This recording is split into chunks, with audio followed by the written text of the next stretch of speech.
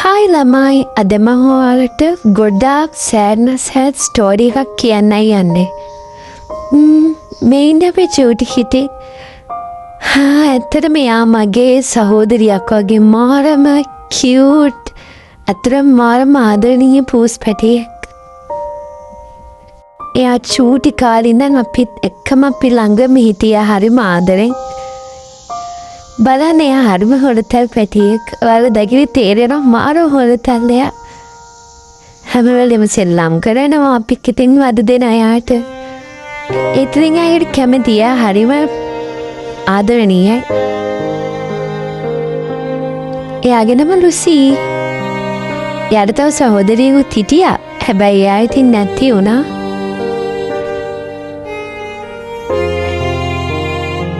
එයා මාරම සෙල්ලක්කාර පැටික්කේ. හැමෝම වගේ අයට මාරම ආදරේ. අපේ චූටි ඩොස්සේගේ තවත් වීඩියෝස් ටිකක් ඔයාලට පෙන්නන්න. මේ තියෙන ඉතින් එයා කොෂ්ෂොම් යන තැන. එයා පී කරන්නේ පූප් කරන්නේ හැමදේම කරන්න මේකේ. හේ මේ ඉතින් එයා මාත් එක්ක ඉන්න වෙලාවල් මං ඉතින් එයාට වද දෙනවා.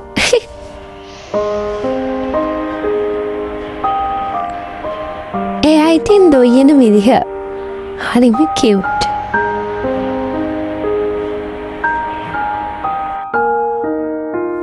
මේ අයමයි ටික්ටොක් කරන. ඇත්තටම මාරම කියුට් පූස් පැටියෙක්.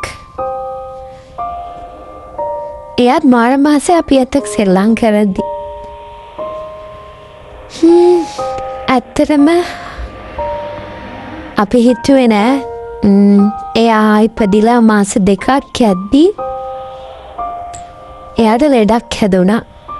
ඉතින් අපි ආව බේරගන්න ගොඩක් try කරා.